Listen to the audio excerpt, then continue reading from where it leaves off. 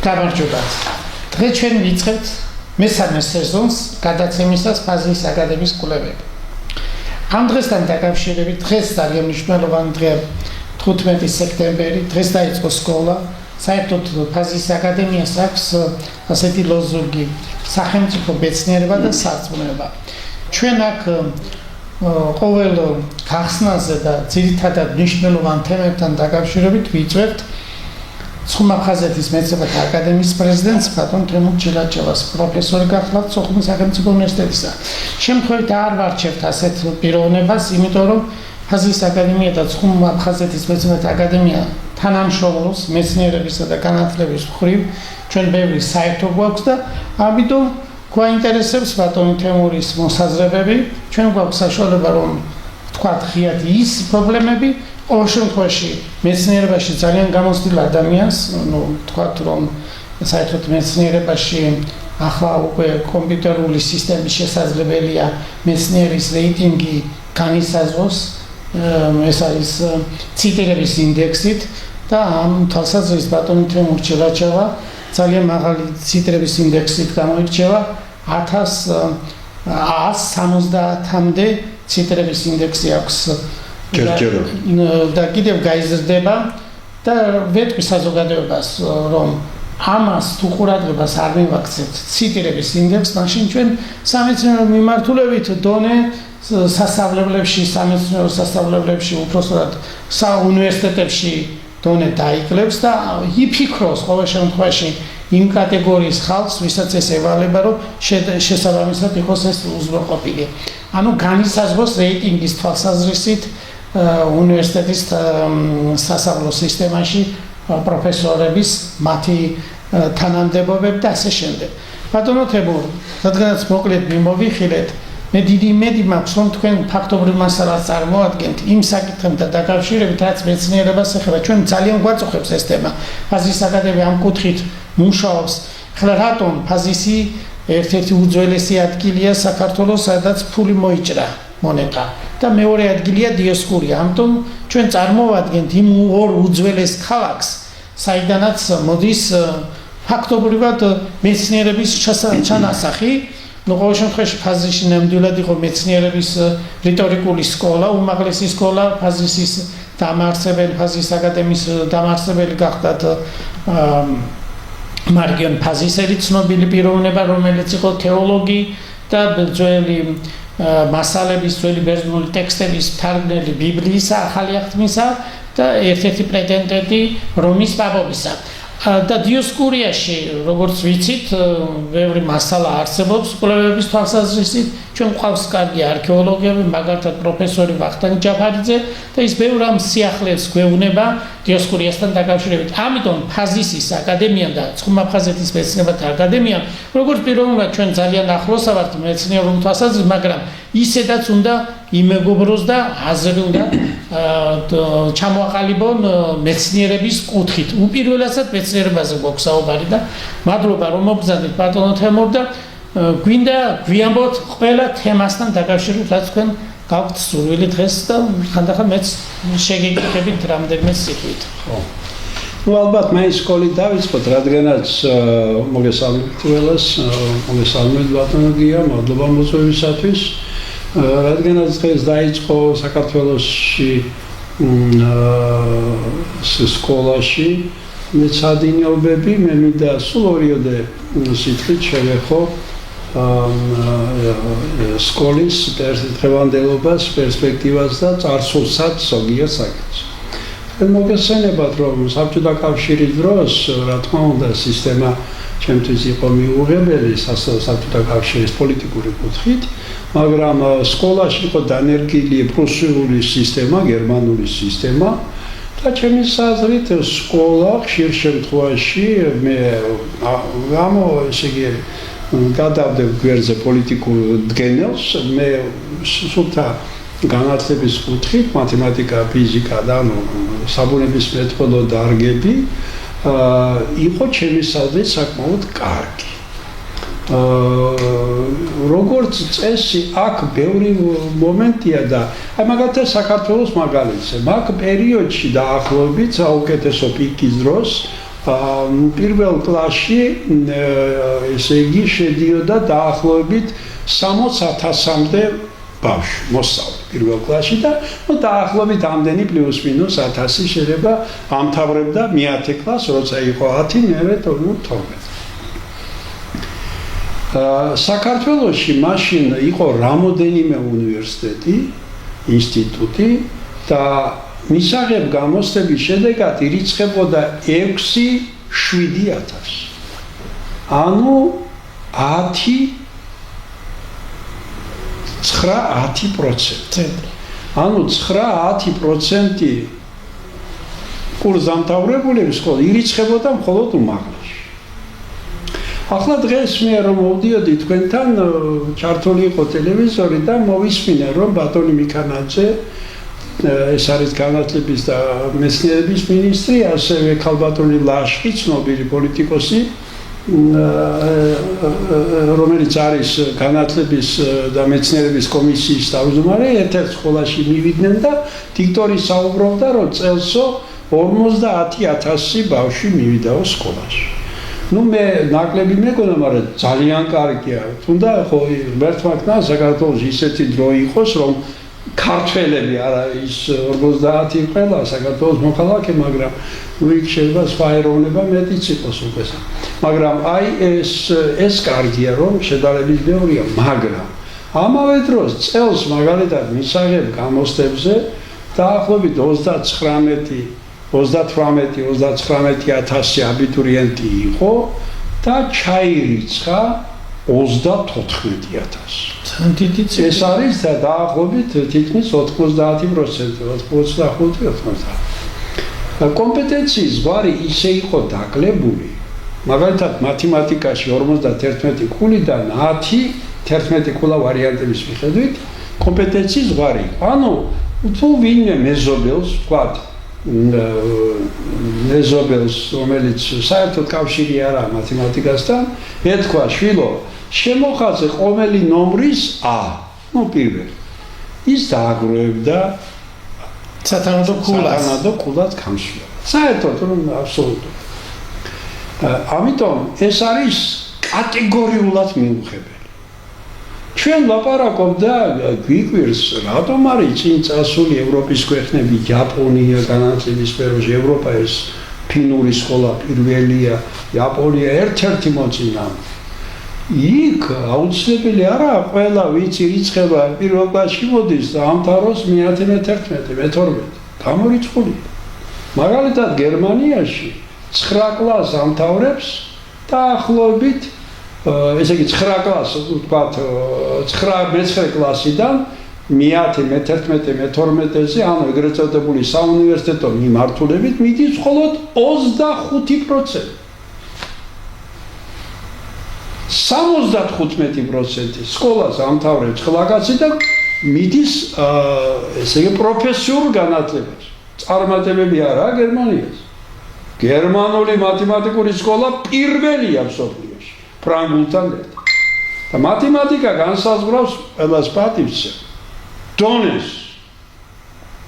ამიტომ ჩვენ უნდა არა ისე, ჩვენ უნდა ძირფესვიანად გარდაქმნა სკოლის პროგრამა. სკოლის, ესე იგი, საშუალო განათლება. ჩემი აზრით, ახლა მოკლედ ამაზე მე შეიძლება ვისაუბროთ. 9 კლასი უნდა იყოს მხოლოდ სავალდებულო, დანარჩენი უნდა იყოს პროფესიული მიმართულები, ჩემი აზრით 60-70% მიდიოდეს, ხოლო საუნივერსიტეტო მიმართულებით 2 გიმნაზია, ეს საბუნებისმეტყველო და ფუნდამენტური მეცნიერება და ჰუმანიტარული ლიცეუმი. აი ეს სულ უნდა იყოს ჯამში საუნივერსიტეტო 25-30%. არ არის აუცილებელი ხალხს ჰქონდეს დიპლომი და მერე მუშაობდეს, ესე იგი იმ მიმართულებით, სადაც დიპლომი არ გჭირდება. უბრალოდ ის კარგავს იმ 4 წელს, თანხებს, დროს და ტემპს. ახლა სკოლაზე ამ ეტაპზე მე ბატონო თემურ, აი რა იცით სწორად ბრძანეთ თქვენ ეს 35,000 თუ 32,000 ბრძანეთ. ეს დაახლოებით 5-ჯერ მეტია კომუნისტური პერიოდის სახელმწიფო საქართველოს მინიმუმ საბჭოთა საქართველოს და მაშინ დასაქმების საშუალებია მეტი იყო. ხო, ყოველ შემთხვევაში და ახლა საბმიდის ეს ახალგაზრდები უმაღლეს განათლებას თხოვლობენ ყველა სამუშაოზე? არა, მაგალითად, თუ გინდა გახდეს საქართველოს პრეზიდენტი, უმაღლესი განათლება არ არის. ამიტომ არ არის ეს. უბრალოდ მე ასეთ, დაახლოებით მე 2-3 უნივერსიტეტში მუშაობ და დავაკვირდი რა დონის ხალხია, როგორ არის აბიტურიენტები. ახლა გარეკნულად ყველა კარგია, გასაგებია, მაგრამ ჩემი ღრმაწმინით აი საქართველოში ჯამურად ახლა მე არ გამოვყავ ძალიან კარგ სპეციალობას თავისუფალ უნივერსიტეტში ბიზნეს ადმინისტრირება, მათემატიკა თბილისის უნივერსიტეტში ვთქვათ, იურიდიული ასევე თბილისის უნივერსიტეტში მეტნაკლებად. არამედ მე ვსაუბრობ ჯამურად, აი ეგრეთ წოდებული ინტეგრალურად. ჩემი აზრით დღევანდელი საქართველოში კურს დამთავრებულთა ბაკალავრიატის 80-90% თავის სპეციალობისთვის უვარგისია. ეს იციან. სამაგიეროდ ისინი იხდიან ფულს, კერძო უნივერსიტეტის ვთქვათ მესვეურები ამით სარგებლობენ, დიდი ბიზნესია და ამ შემდეგ. შეიძლება საქართველოში იყოს 65 უმაღლესი დაწესებულება, როცა 12 მილიონიან შვედეთში სულ 12-ია. ბატონო თემურ, თქვენ გაქვთ მექანიზმი, ანუ სისტემა მოფიქრებული, რომ ეს 65 უნივერსიტეტი ცოტა შემცირდეს. პლუს კიდევ ეს დონე რომ აიწიოს სამეცნიერო თვალსაზრისით, სასწავლო თვალსაზრისით, როგორ გიფიქრიათ ამ მიმართულებით გაქვთ? აი, გვისმენს საზოგადოება და ალტერნატიული აზრი ჭირდება. იმ თვალსაზრისით, რომ ახლა მაინც და მაინც ფორმალურ მიმართულებებს ანიჭებენ, ფორმალურად მიდიან, მოდიან, რაღაცას ელაპარაკებიან, ხვდებიან ადამიანებს, რომლებიც საზოგადოებას უნდა უთხრა, რომ მეცნიერი კი არ არის ის, ვინც დისერტაციას დაიცავს და მეცნიერებაში ამუშავებს. ანუ თავად მეცნიერს, რომელსაც აქვს დიდი გამოცდილება, იმას არ ეკითხებიან, იმას არ ხვდებიან და როგორ ხდება ამ მეცნიერების მართვა, ანუ სამეცნიერო სისტემის მართვა, ეს ხო გაუგებარია. თქვენ როგორ იტყვით ამასთან დაკავშირებით? ბატონო, გია, სანამ ამაზე ვიტყვით, ამაზე ვარ ნაფიქრალი, მაგრამ მე ახლა წელს ფიზიკურადაც ვესწრებოდი 2010 წელს თქვენ იცით რომ საქართველოს ჯერჯერობით ბოლომდე დანგრეული არ არის, მაგრამ იყო პერიოდი რომ სამივე სკოლა საერთაშორისო დონის ეს მათემატიკის სკოლა მუსხელიშვილი ვეკვა, ფიზიოლოგიის სკოლა ბერიტაშვილი, უზნაძე ფსიქოლოგიის სკოლა იყო საერთაშორისო დონის. შესაბამისად, შემდგომში ბუნებრივია, როცა მეცნიერების დანგრევა დაიწყო დაახლოებით 30 წლის წინ, ეს საკმაოდ ვთქვათ მოფიქრებულად დაიწყო დღეს ციხეში რომ არის პრეზიდენტი სააკაშვილი, ყოფილი პრეზიდენტი, რაც მომავალში ბოლო 13 წელია არანაკლებ წარმატებულად აგზელებს ესე იგი ბატონი ბიძინა და ბატონი იურისტი ესე იგი კობახიძე შესაბამისად აი მიუხედავად ამისა 2010 წელს როცა საქართველოს მათემატიკოსთა კავშირის თავმჯდომარედ მოვიდა საერთაშორისო დონის მეცნიერი სოხუმელის სხვათა შორის ფიზიკა მათემატიკის მეცნიერებათა დოქტორი როლან დუდუჩავა მან და ჩვენ ერთად შევარჩიეთ საკონფერენციო ქალაქად ბათუმი, თქვენ მოგესწრებათ ბათუმი რა მდგომარეობაში როგორ არის და დაწყებული იქიდან ბატონი როლანდი იყო 8 წელი მათემატიკოსთა კავშირის თავმჯდომარე, შემდგომში შეიცვალა ის და მოვიდა ასევე საერთაშორისო დონის მეცნიერი ბატონი ნატროშვილი, დავით ნატროშვილი საქართველოს ტექნიკური უნივერსიტეტის მათემატიკის დეპარტამენტის ხელმძღვანელი და 3 წლის წინ მოვიდა ასევე ახალგაზრდა, მაგრამ უკვე გამოცდილი მეცნიერი, საქართველოს მეცნიერებათა ეროვნული აკადემიის წევრი კორესპონდენტი ალექსანდრე მესლი. აი ამ 15 წლის განმავლობაში საერთაშორისო კონფერენცია ბათუმში საკმაოდ განვითარდა.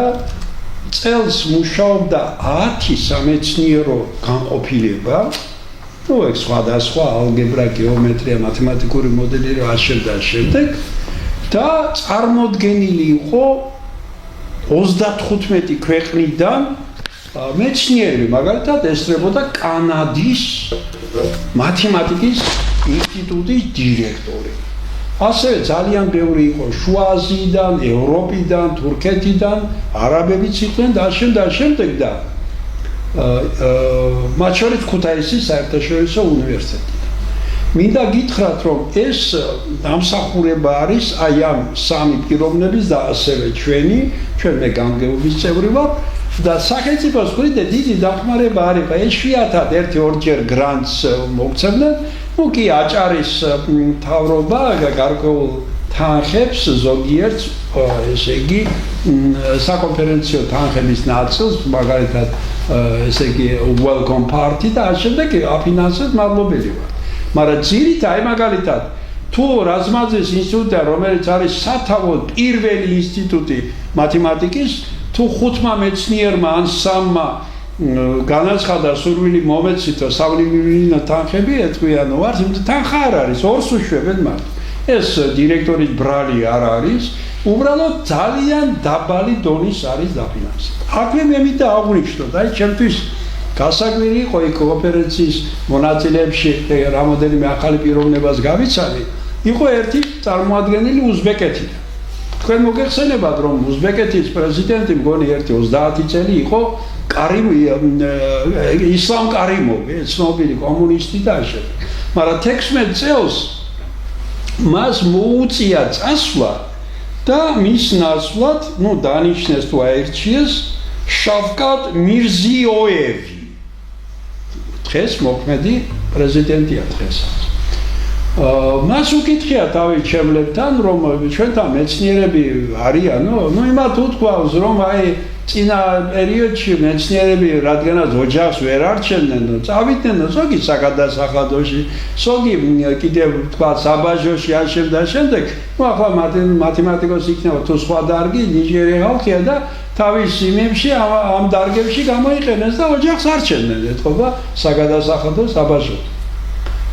იმას უთქვამს, რომ ჩვენ გვინდაო, რომ ცოტა ქვეყანა გამოჩნდეს, იმიტომ ქვეყანა გამოჩნდება არა მარტო კრივით და ჯუდოთი და სპორტით, ეს რაც კარგია, არამედ ინტელექტით. მას უთქვამს, მაშინ უნდა ხელფასი დაუნიშნო და ამას უთქვამს, რომ საშუალო ასაკის და ახალგაზრდა მეცნიერები დავაბრუნოთო და მიუციათ 2000 ევრო. რაც არის დაახლოებით 6000 ლარი და უზბეკეთში განსხვავებით თბილისი და ბათუმისგან ესე იგი ფასები ნორმალურია ჩვენთან ხო აგარ და ეს არის ძალიან დიდი თანხა. თუ უზბეკეთის პრეზიდენტი ხდება არ და ჩვენ აქვე უნდა აღვნიშნოთ რომ უზბეკეთს არც ერთი მეცნიერული სკოლა არ აქვს. როგორც ჩვენ ხონდა 3, უბრალოდ ნაწილი მეცნიერების იყო ზოგ MGU დაამთავრა, ზოგ სხვა დაამთავრა და თუ მათ ისინი ხვდებიან, რომ არ შეიძლება, რა ქვია, მაგას ქვეყანა წარმოჩინდეს თუ არ ეყოლება რაღაცა დარგებში მეცნიერი, საქართველოში როცა გამზადებული იყო სკოლების დანგრევა, ეს დანაშაულია წინა და დღევანდელი ხელისუფლების. მეორე მაგალითი. ასევე გავიცანი, ინგლისურ ენაზე იყო კონფერენცია, სექციის ხელმძღვანელი ვიყავი და მოსვენებას აკეთებდა რუსი მეცნიერი ალექსანდრე ლიაპინი, ვლადივოსტოკიდან. ანუ იქ შორეული მიდარი. დიდან ჩამოსვლა და მოეწონა ბათუმი. ესე ვისაუბრეთ, ვსაუბრობდით ინგლისურად, რა თქმა უნდა. და მას კითხე როგორაა თქვენთან ხელფასი. ჩვენთან დაბალი არისო ხელფასი. რამდენიმე დღე უკვე მან იცოდა ეს ფასები 2000 ლარიო. 2000 ლარი მეცნიერს აქვს თბილისის სახელმწიფო უნივერსიტეტში მარტო. სხვა უნივერსიტეტში უფრო დაბალია.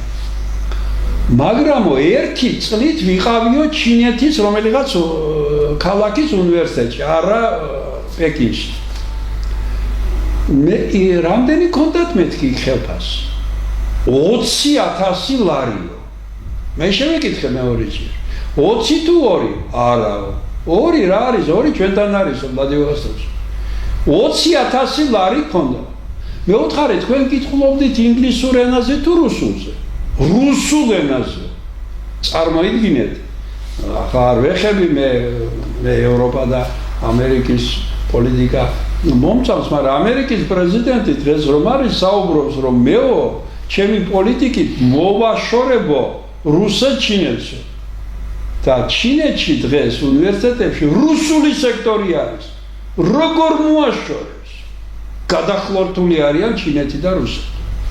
ამიტომ ბატონო გია ჩვენ ვინც ახლა ამ კონფერენციაზე ვიყავით თქვენ გვარებსაც ნახავთ სამწუხაროდ ახლა ცოტა ამაზე დაწვრილებით გვიანბეთ ესე იგი მათემატიკოსთა საერთაშორისო კონფერენცია გაიმართა უთხრათ საზოგადოებას რა მნიშვნელობა აქვს ამას ყველაფერი დაწვრილებით გვიანბეთ დიახ აი ეს უკვე არის მე-15 2010-ში დაიწყო პანდემიის დროსაც ოღონდ ზუმით ჩავატარეთ როგორც გითხარით ეს სახელმწიფოს მინიმალური დამსახურება ფაქტურად არ არის მაგრამ ორგანიზატორები კარგი აღმოჩნდა დუდუჩავა, ნატროშვილი, ალექსანდრე მესხი და ასევე სხვები, მაგრამ უკვე ის ხალხი რომელიც ასაკში ვარ, ჩემი ჩათვლით, ხო? მაგრამ ჩვენ პირადი კავშირებით და იმათ თავის პირადი კავშირებით, რა თქმა უნდა, უცხოეთიდან ვიწვევთ და ყველას უნდა, მათ პრობლემა არ აქვს. როცა ის განაცხადებს, თქვა აბერდინის უნივერსიტეტის პროფესორი იყო ირაკლი პაჭკორია, უდიდელი ბიჭი, ახალგაზრდა 38 წლის. იქ როგორც კი თქვა, რომ ბათუმში ეს კონფერენცია აჩვენა, უცბად გამოუყვეს თანხა და ჩამობრინდა იქ იყო ყველაფერი და მოხსენებას გავაკეთა პლენარიაში. და საქართველოდან რომ მაგალითად მე და ბატონი გია ასევე ჩვენი თანაავტორი კლასგური ჯგუფიდან ბატონი გია ფოჩხუა ვერ წამოვიდა ჩვენ ვიყავით 23 წელს კრეტაზე ირაკლიონში საერთაშორისო კონფერენცია მათემატიკური მოდელირების და რიცხვითი ანალიზის გაკეთა 500 მოხსენება საქართველოსთან მარტო ერთი იყო ჩვენი მოხსენება ბატონ გია გააკეთა მაგრამ ჩვენ ეს დაფინანსება რომ ვიპოვეთ ეს იყო მხოლოდ საზოგადოების დახმარება. ჩვენ არავით არის სერიოზული მხარდაჭერა უნივერსიტეტების მხრიდან არ ქონდა სამწუხაროდ. ამრიგად ეს ყველა მეცნიერი ვინც უცხოეთიდან ესწრებოდა, ისინი თავისუფლად არავით არის პრობლემა არ აქვს მომავალში ფასები გაიზრდება, ხელფასი აქვს სტაბილური 7-8,000 ევროპაში, ამერიკაში კიდევ უფრო მეტი ოღონდ რა თქმა უნდა პროდუქცია უნდა იყოს. ბუნებრივია, აი მაგალითად საქართველოში, ზოგ უნივერსიტეტში. უნივერსიტეტი პროფესორი მაღალი საერთაშორისო ციტირების ინდექსი. და მეორე, რომელიც ესწრება მხოლოდ ლესიჭინე ლაგოდეხის კონფერენციის, ერთნაირი ხელფასი. იმა ციტირება თქვა 1500, ამა ციტირება 1. ხელფასი ერდაიგივა. ეს ქვეყანაა. რა სტიმული ექნება? ეს როგორ გახდა იკითხავ თქვენ მეორემ ჩააწყო რექტორთან. პოლიტიკური მოტივით აში დაუგრა და გააპროფესორა. როცა მე ერთ-ერთ უნივერსიტეტში დავაყენე საკითხი. აგერ პროფესორის არჩევნების ესე იგი მეთოდი, ანუ კრიტერიუმი, სადაც გაწერილი იყო. მაგალითად, მოამზადე შენი ხელმძღვანელობით საბაკალავრო ნაშრომი, ქულა X1, თქვათ რაღაც. სამაგისტრო X2 მეტია, სადოქტორო X3 ბევრად მეტია. მიიღე მონაწილეება ადგილობრივ საუნივერსიტეტო კონფერენციაში Y1, რესპუბლიკურ კონფერენციაში Y2 მეტია რა თქმა უნდა. საერთაშორისო კონფერენციაზე Y3 თუ სოფლიო კონგრესში აი ჩვენ მოწვეული ვართ, მაგრამ 2026 წელს, მაგრამ ჯერ საფინანსო არ აქვს. Y5 რა ბუნებრივია, იმიტომ რომ იქ ერთეულები იქნება. და ეს სტიმული როცა არ არის, ახალგაზრდას ვერ აიძულებთ. ახლა ამიტომ აქ ყველაფერი რაც კეთდება, ეს კეთდება ენთუზიასტით იმ დარჩენილი მეცნიერებისა, ნუ აი ჩვენი მოხსენება იყო, ჩვენი გუნდის, ასევე სხვა, ნუ მაინც შედარებით 50 წელს გადაცილებული ხალხი, ხო? ეს ბათუმის საერთაშორისო ბათუმზე გეუბნები, ნუ ახლა თითოეულ ახალგაზრდაც იყო. ახლა რომ ლაპარაკობენ ზოგიერთ უკვირს, აი მაგალითად, ზოგიერთ უკვირს. რატომ მოხდა ის, რომ მიმდინარე წელს მე მარტო მათემატიკის სპეციალობას გამოვყოლდი. ფიზიკა და ქიმიაში კიდევ არესათაა საქმე. საუბედუროდ. წელს 6 უნივერსიტეტში, თსუ, ქუთაისის საერთაშორისო, ილია, ტექნიკური უნივერსიტეტი, ბათუმის სახელმწიფო უნივერსიტეტი, სოხუმის სახელმწიფო უნივერსიტეტი გამოყოფილი იყო მარტო მათემატიკის სპეციალობაზე 275 უფასო ადგილი. გამოყენებული იქნა მხოლოდ 148. 54% მარტო.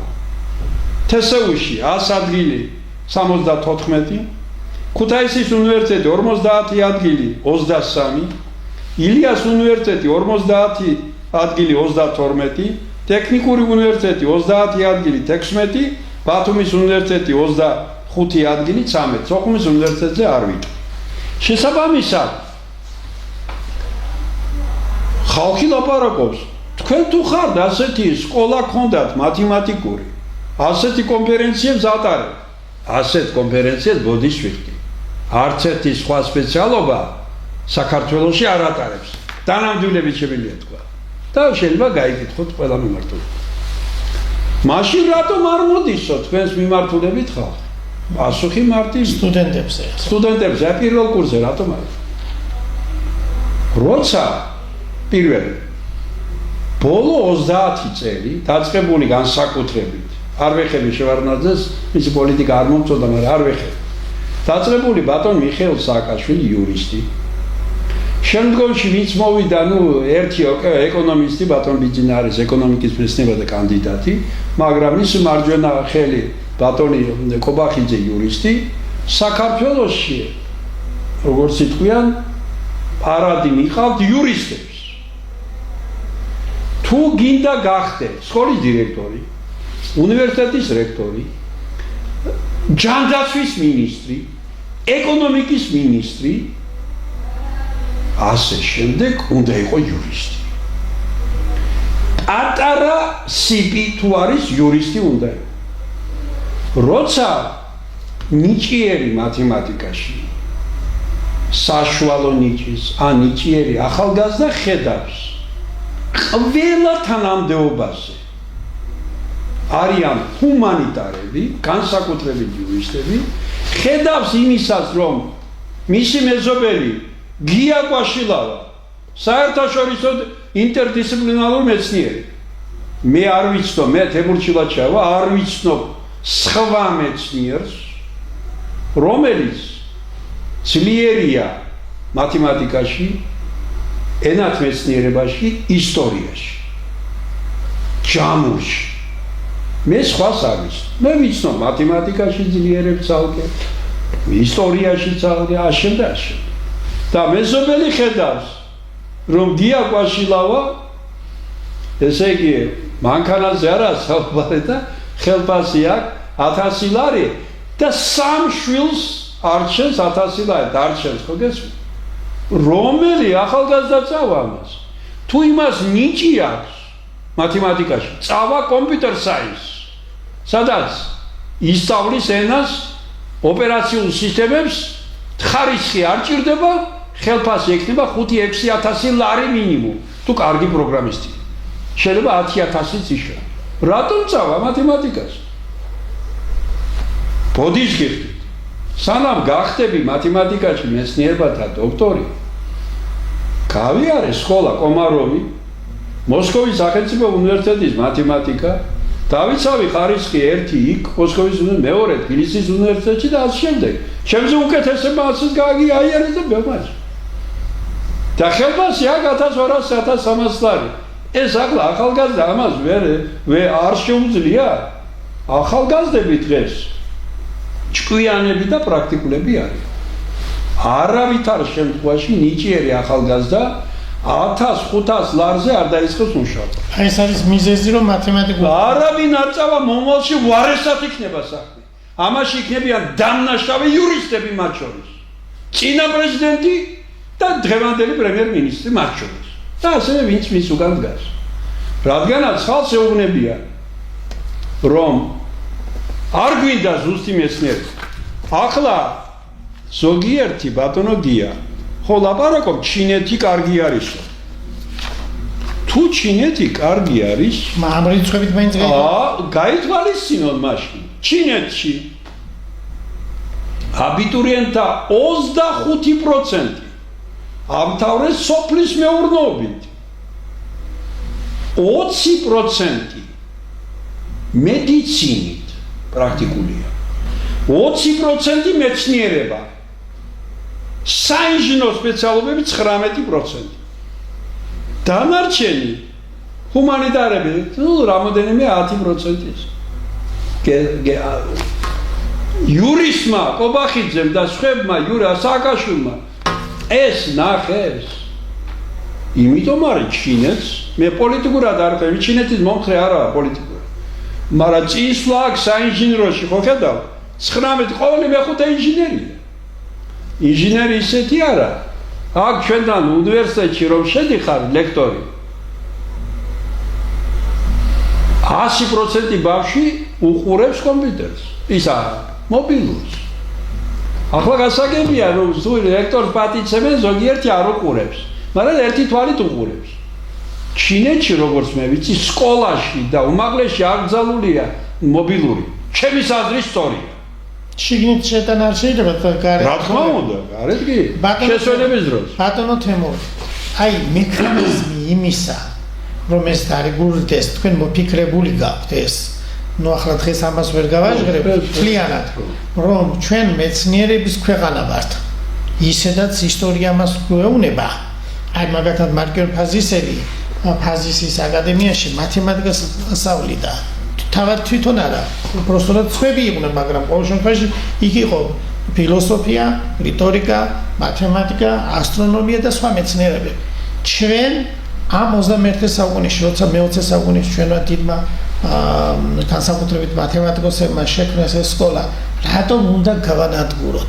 რატომ უნდა გაქრეს ეს? ეს იქნება საუკუნის დანაშაული და ამ დანაშაულზე ვინ აგებს პასუხს და სანამ ამ საკითხზე გადავართ ამ დანაშაულზე, აი თქვენ როგორ ფიქრობთ, როგორ მოვიზიდოთ ეს ახალგაზრდები, რომელთაც აქვს ძალიან დიდი მომავალი უცხოეთში, აქ სწავლის თვალსაზრისით დონე მათემატიკისა მაღალია და შეიძლება რომ ნაკლები გადასახადით ისწავლოს და დაეუფლოს მერე შემდეგში უცხოეთში შეუძლია გააგრძელოს და ბევრი ასეთი ქართველი მეცნიერი ფიზიკაში, მათემატიკაში საქართველოსთან წასულები.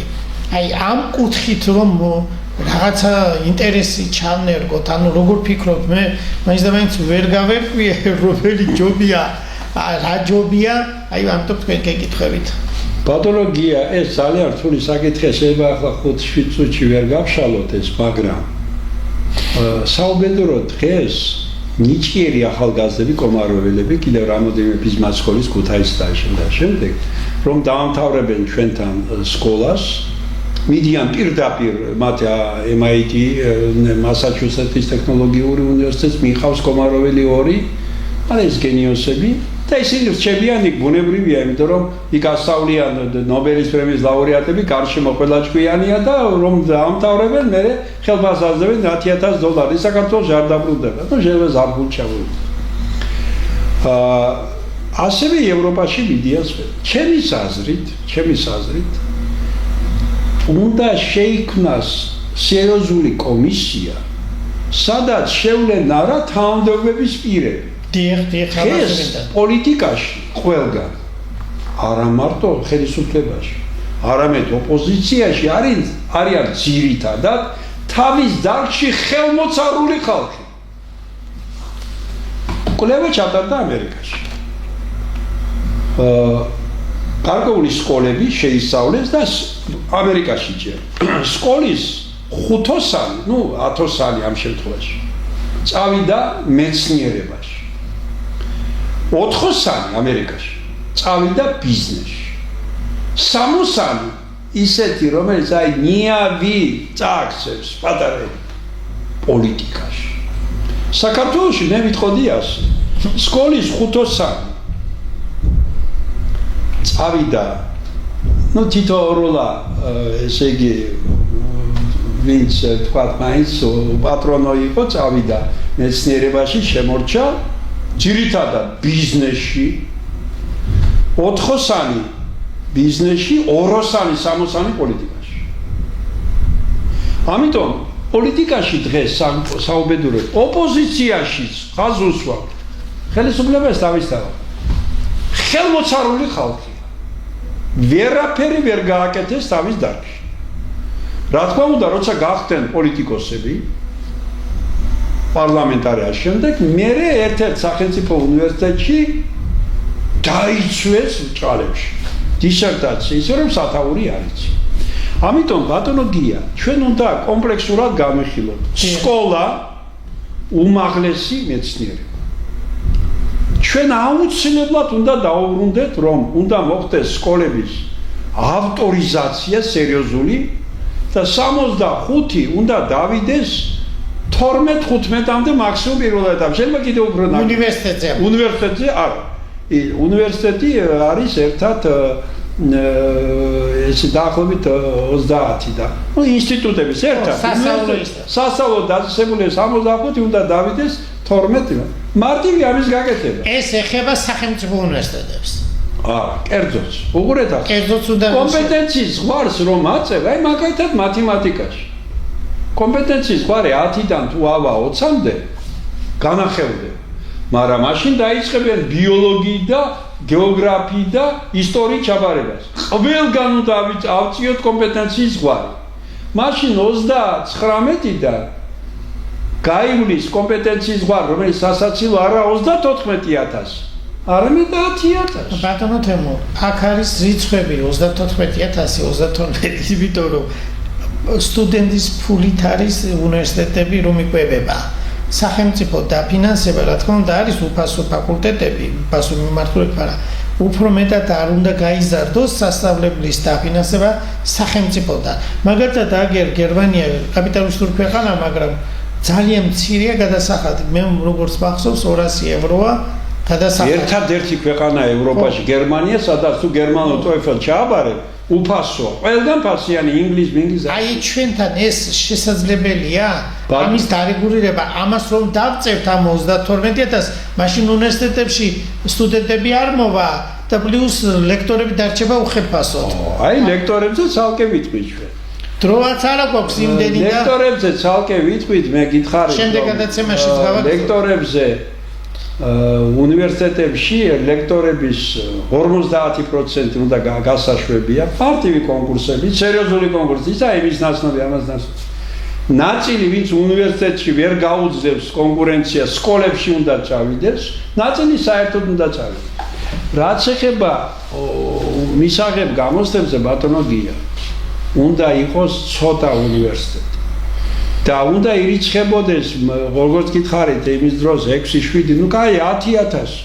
დანარჩენი უნდა წავიდეს პროფესიული განათლებით. ხომ დღეს ხო ჩვენ ხომ ხედავთ ახლა სპორტსმენები, აი მაგალითად თქვენ ლაპარაკობთ, სახელმწიფომ უნდა იმ დარჩენილ უნივერსიტეტში რა თქმა უნდა დაფინანსება გაზარდოს. როგორ შეიძლება რომ მეცნიერებაზე გრანტების სახით მიდიოდნენ 17-20 მილიონი პატივს სპორტსმენებს, მაგრამ ზოგიერთ ფედერაციას 200 მილიონი ერთ წელიწადში. ზოგადად გუნდი ერთ ამას მოიგებს კი ბატონო 3 მილიონსაც დგება. ეკონომიკური თვალსაზრისით უყურებენ ამას, მოგება რომელსაც მოაქვს, იმას აძლევენ ფულს. აი რომელი მოგება აქვს დოვლათი? კი ბატონო, საქართველოს მოიგო თამაში. მაგრამ ჩინეთი მოგება არ არის საინჟინრო სპეციალობებზე, ხიდებს აშენებენ იჩქვიანი ხა. ბატონო თემურ, ეს სპორტსმენი რომელ ხიდს არის? დღევანდელ დღეზე ფიქრობთ, რომ მომავალში ეს რიცხვები საჭიროა, რომ 20 წლის შემდეგ ხიდებს ვერ ავაშენებ ჩვენ და ვერც ვაკეთებთ ფაქტობრივად. როცა ასეთი დიდი სკოლა იყო ამ სისტემით. აი როგორ შეიძლება ეს ბატონო თემურ დარეგულდეს, აი ხო იცით ახლა პოლიტიკოსებს ის აწუხებთ რომ ბევრი თანამშრომელი რომ განთავისუფლდება, მე ღელვა არის. ამის რეგულაცია ისე სუბუქად რომ იყოს შესაძლებელი. აი იმისათვის რა ციტირების ინდექსი უნდა შემოვიდეს აუცილებლად. ეს პროფესორებზე საუბარი, მაგრამ მე ვლაპარაკობ იმას, რომ ბატონო გია ჩვენ უნდა ძირფესვიანად საშუალო სკოლა გადაიქმნას, უმაღლესი უნდა გადაიქმნას და რა თქმა უნდა ეს პროფესიული სასწავლებელი ძალიან ძვირიჯდება. პროფესიული სასწავლებელი აუცილებლად უნდა გაიხსნას ბევრი დღეს მშენებლობაზე მომუშავე ხელოსანს პროფესორზე სამჯერ ფაქტობრივად ასარჯობია? ასარჯობია. რაც ეხება უნივერსიტეტის პროფესორებს, ბუნებრივია რომ ადამიანი რომელიც 2-3 წელიწადში ერთ სტატიას არ გამოახერხებს სკოპუსში, ის როგორი პროფესორი უნდა იყოს. და ზოგიერთ უნივერსიტეტებში არის პროფესორების 90% სტატიას აქვეყნებენ საქართველოს რომელიღაც კომერციულ ჟურნალში, რომელიც არაფერს არცადა, არც ციტირდება, არც Google შოლარში, არც რეცენზიას გავლის და ამით გადიან კონკურსში. მაგრამ ამას ბუნებრივია გააკეთებს მხოლოდ ის, რომელიც თვითონ ძლიერია. ახლა რუმინეთში ხომ თქვი თუ არ იყო აღნიშნი? რუმინეთზე არ გვითხოვთ, ბატონო თემურ, ჩვენ ეს შემდეგ გადაცემაშიც უნდა გავხშალოთ ეს თემა. კი, აი ერთადერთ ვიტყვი, ნიკუშორ დანი გახდა ყოფილი ბუქარესტის მერი, რუმინეთის პრეზიდენტი გონი შარშა. უნიჭიერესი მათემატიკოსი. ოლიმპიადებზე საერთაშორისო მაქსიმუმი აქვს აღებული 42 ქულა, 42 ქულიდან. ცნობილი მეცნიერი. ბუნებრივია ის კაცი იცის და მათემატიკოსი რომ ძლიერია ის დაალაგებს ყველაფერს და მეცნიერებს ყველა დარგში პატისებს უკვე ბუნებრივია, იმიტომ რომ მან იცის. და სანამ სისტემის თავში არ იქნებიან მეცნიერები, რომელს მიმართ არ იტყვის, შენ რომ სხვებისგან ითხოვ, შენ თვითონ რა გაქვს? არაფერი. მე ღვინო არ აქვს ვამდი და დასუგრავდი ვიღაცა პოლიტიკოს, იმიტომ გახდი მინისტრი. არა. თუ ძლიერია, ზურგი სულთა გაქვს. მაშინ მოთხოვე რომ იმ ახალგაზრდა, რომელიც მოდის შენთან, უნდა ასწავლოთ ცნობილმა მეცნიერო. გიაყვაშილავა. ლადო პაპავამ იმის ჭანტურიამ ლადო, იურისტი ის არის, ლადო ჭანტურია. თორემ დღეს ყველა იჩემებს, იურისტი ვარ. მე ეს იურისტი ახლა ლაპარაკობ თითქოს ეს რაღაცა, აი აკადემიკოსი. მე რა რომ იურისტი. კი ბატონო პატივსებ. მაგრამ იურისტი მე ვიცი ლადო ჭანტურია. ამიტომ ბატონო გია, ძირფესვიანად უნდა შეისწავლო, ესე იგი, შევცვალოთ სკოლა, 25% უნდა მიდიოდეს საუნივერსიტეტში სკოლიდან, დანარჩენი 75% უნდა მიდიოდეს პროფესიულ განათლებას. ხო ლაპარაკობს სპორტსმენები, ხელოსნები, პროფესორზე მეტი ხელფასი აქვს, პატივსებ მოყოს. შენ გინდა იყო სპორტსმენი, დიდი ფული აკეთე აქედან, დეპუტატის გინდა. მე იქიდან გამომდინარე უკეთებდე იმას, სახურავს კრიშას როგორც იტყვიან, თავის ბიზნეს საქმე არ გაკეთდება. ყველამ თავის საქმე უნდა ვაკეთო. და მთავარია პოლიტიკოსი. მე მაგალითად სწორად გამიგე და თქვენ ბატონო გია. თქვენ უფრო მე დარგში ხარ პროფესიონალი. მე მათემატიკა და კიდევ ახლო დარგებში. პოლიტიკოსი რომ ერქვას ადამიანს და იყოს, ის უნდა ფლობდეს მაღალ დონეს ეკონომიკას, სამართალს, საბურავის მიტყვა დარგის რაღაცა დონეზე უნდა შეხება კონდეს მათემატიკასთან, გეოგრაფიას და ისტორიას. თქვენ ბევრს იცნობთ ასეთებს? შეიძლება არ იყვნენ ასეთი განათლებული ამერიკაში პირველი, მაგრამ კომისია გვერდით ყავთ. ხო, ეგრეთ წოდებული სინერგეტიკული კომისია, რომელიც რჩევებს აძლევს. ახლა ბატონი ტრამპი, ლაპარაკობენ, IQ არა აქვს მაღალი მერე რა. IQ არა აქვს, მაგრამ ის ყავს გარშემო, რომელიც არ ჩანან სხვათა შორის. ნობელის პრემიის ლაურეატები და სხვები, მათემატიკაში, პოლიტოლოგიაში და შემდეგ ისინი ეუბნები აკაზს გააკეთა. მართალი ის ხანდახან არ უჯერებს ალბათ.